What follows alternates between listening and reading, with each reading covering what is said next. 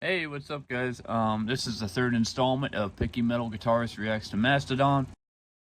We got up their third album here, Call of the Mastodon. We're gonna go ahead and get into this one. I really enjoyed the first two quite a bit, honestly. So let's hope they can continue their good streak going here. And let's go ahead with the first song. I don't have it on fucking shuffle this time, okay? The first song here called Shadows That Move. Oh, damn. This part's pretty interesting. I gotta be honest, there's really not a whole lot dragging me into this one so far, at least. I mean, it's okay. It's really not blowing me away, though, like how the other ones were. That break was pretty cool, I got to admit. Ooh, those open strings again. You know, that big fucking vomit of notes that they do. There was a lot of false endings there. But they finally got around to ending the song. In my personal opinion, this is a little bit more generic than what I've already heard. It's not terrible, but it's not mind-blowing like the last album was. Like their second one was. They seem to be holding on to a lot of tropes from the first two albums and not really making a whole lot of a evolution. Seems about on the same level, music-wise and intensity-wise. Honestly, I hate to say it, but first thoughts on that, it didn't really excite me very much. I'm going to go with a 79 for that. So, they seem to be having a drop-off in quality, but hopefully things improve with the next song, called Welcoming War. And there's no tabs for it. Okay, I'll just use my ears. Let's go. Oh. I can hear those harmonies for sure. Whoa, some big interval jumps with the octaves. I like that. That's really cool. It's kind of like thrash metal-ish, reminds me of. I gotta say, it sounds like the title. It sounds like a fucking war going on in your ears. It's very chaotic. I mean, those drums, once again, are insane. But thanks to the commenter who told me it's Braun Daler on drums. I'm definitely feeling a higher score for this one. So, very first thoughts on that one. I'm going to go ahead with an, let's do 84. Yeah. I'm okay with that. Also, these could always change later. These are just my initial ratings. So, we have the next song. Thank you for this. Hey, we got tabs for it. And let's go in 3, 2, 1.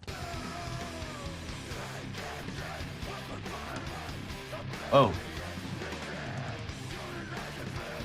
Total freaking change up there. This part reminds me of like surfer rock. Whoa. Holy fuck. What is happening? Okay, I really didn't say much because I really was not sure what to think of that. I mean, it was fucking all over the place. It sounded to me like I had the building blocks of a bigger and better idea, but it was just fucking chaotic, and it was like over before it even started, really. A lot of different sections, you know, utilizing basic things from the power chords, and then the crazy surfer rock part with the single notes after, like the death metal-ish part, going into like a thrashy part.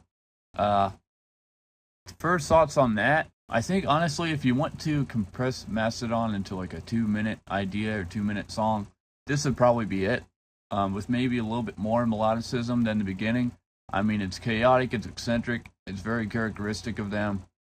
I think I'm going to go ahead and give it a nice 80. 80 is a good start. Next we have We Built This Come Death. Is that? Okay, I guess it makes sense. Oh, no tabs for it, so let's use our ears. Oh, shit. Sounds like a bunch of sliding and muted notes. Oh, clean.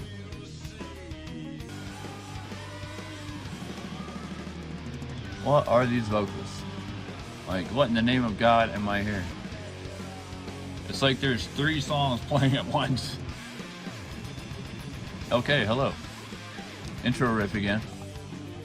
I thought I would be accustomed to, like, their style by now, but I suppose not. Really expressive vocals. Maybe not the best I've heard. I don't even know what they're going for here.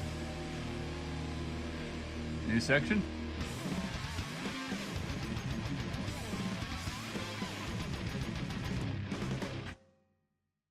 That was crazy. These guys seem to be going for the eccentric route and just upping it like fucking 10 million times here.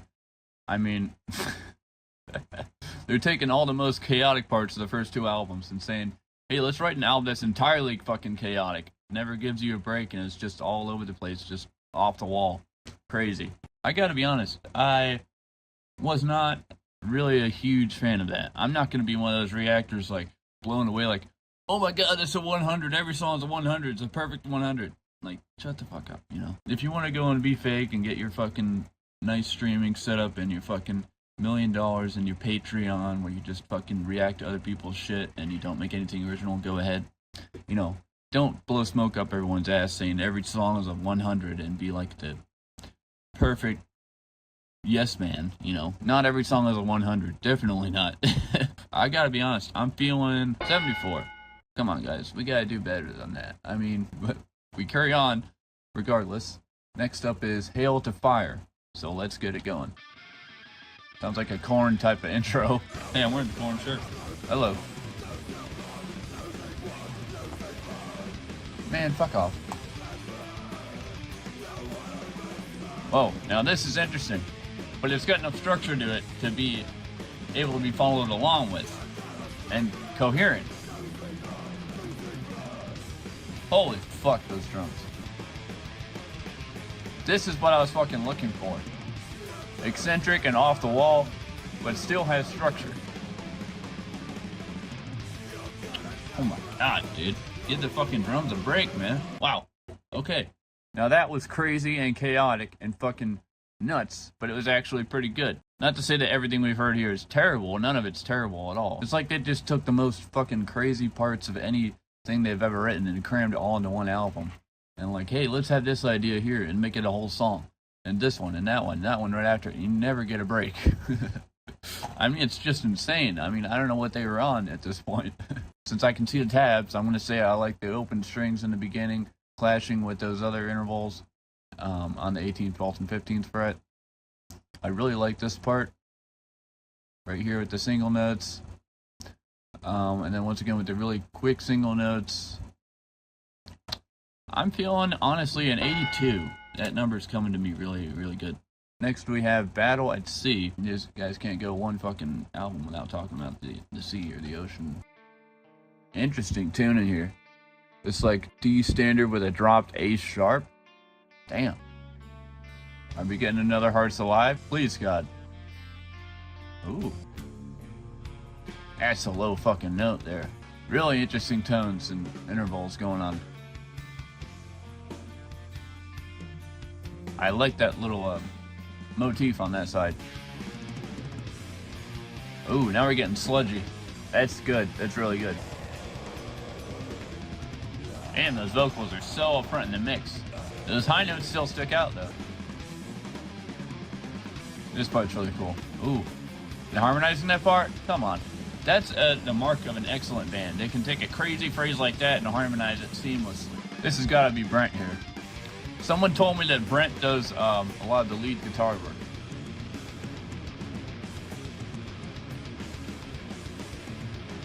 Damn. That A sharp, listen to it. Sounds like hybrid picking right there. Oh, my cat wants to hear again. Want to see him? Please help me get more views. Please. Okay, sorry. Nice. That was really good. This is my favorite so far, honestly. I like that. They expanded on some ideas more. They gave us more room to breathe, but they still delivered just as much as they did in those 1 to 2 minute songs earlier. I really liked, you know, the low droning notes here and this on the clean guitars here. Once again, I mean, crazy chord shapes. I like the lead passages from Brent. Rest in peace. Once again. Yeah, that was just really good.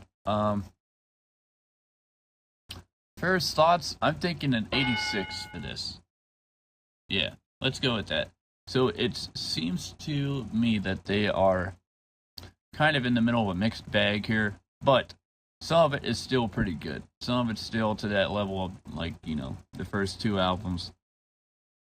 So it doesn't seem like they've entirely lost their touch, maybe just trying something a little bit different, or maybe a little bit burnt out, you can tell on some songs. But let's go to the next one. called Deep Sea Creature. Oh shit. That is a unique riff. It's hard to even tell what notes it's playing. Whoa, that drum hit came in at the wrong time. Maybe it's supposed to be like that. That was really cool how they returned to that intro riff like that. Wow.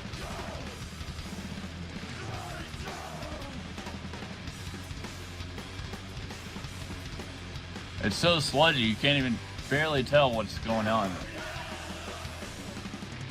The mixing is a little bit crazy in this. Some things are not as loud as they should be, and some things are way too loud. I like this one, they break it down here. It looks like they're gonna end on that. Dude, those drums, I mean, I'm speechless. Holy shit. That was super chaotic. It was like 80% going crazy with a few little rests in between. I wish for a little bit more melodic content, so I'm gonna probably give that an 85. Okay, second to last song called Slick Leg, and let's get it going. Holy fuck. Whoa. Back to that thrash sound. I mean, they're just going for it. Once again, insanely creative intervals and note choices here. Oh. That's badass. That's a fucking frantic riff. Reminds me of that one part in Blend Thunder. That part's awesome. Reminds me of Heartwork by Carcass. Oh my god. They know how to take the most ugly interval and make it sound amazing somehow. You know, if you know what you're doing with songwriting, unconventional sounds and intervals work really well. You just gotta have intention behind it. Damn. That was insane. That crazy intro that, like, just for a little bit you think, oh, it's gonna be soft, and they just fucking knock you out when the whole band comes in. Some type of second there, it's throwing me off with the distance. And then they got the going back down to the minor third, and then those power chord slides. I'm feeling an 87 on this. This is probably my favorite. It's like super chaotic, but if you can get a hold of it, you really appreciate it. Alright, the final song here. All of the Mastodon. So they've been hyping us up to this song. They named the entire fucking album after it. So this, or you know, maybe vice versa, but let's hope this is good and let's finish it off. Decent opening riff. Well, there he goes again with those backwoods barn blues licks. For some reason, this riff reminds me of Megadeth. Maybe it's the intervals going on. This part's really cool as well. Oh. So cool to hear that. Damn.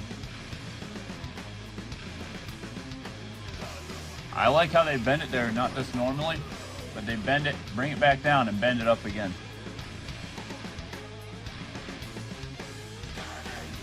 Ooh, I love how the drums break there for a second. They really emphasize that big bend. Okay, first thoughts on that song. Throughout the whole song, I was being told 85, but then they got to that ending with that bending riff, and that brought it up to an 86 for me. So, final thoughts on this album. It just sounds like the most fucking chaotic ideas they had. They just took those and crammed them into one album. I mean, the songs were super short, super in your face, but they still had that Mastodon writing. Definitely not accessible at all, though. You know, it seems like they're going in the opposite direction for accessibility, which there's nothing wrong with that if you wanted to just make something for music nerds to appreciate, or like just something super intense. That was definitely it if they wanted to do that. I mean, that was insane. So my first thoughts on this album, the first rating I'm going to give this is an 83 out of a 100. Pretty soon I'm going to go ahead and post my written review of this on my album of the year page. Go ahead and look out for that. I'll put it down in the description as well. And yeah, that's going to be it for the third album. It's definitely very intense, very for the intense listener, for the nerdy listener, for the person who can understand everything that's going on. If you show this to a normal person, I don't mean to use that term, but like someone who's like a surface level music fan, they wouldn't really understand or appreciate it. Seems to be like one of those big brained albums. But yeah, Make sure to watch out for more videos. I'm gonna finish them up and then see what I want to listen to after that, or just leave some suggestions for like quick albums you want me to check out. Doesn't even have to be metal, but yeah, that was my thoughts on Mastodon's third album as a picky metal guitarist, and I'll see you next time.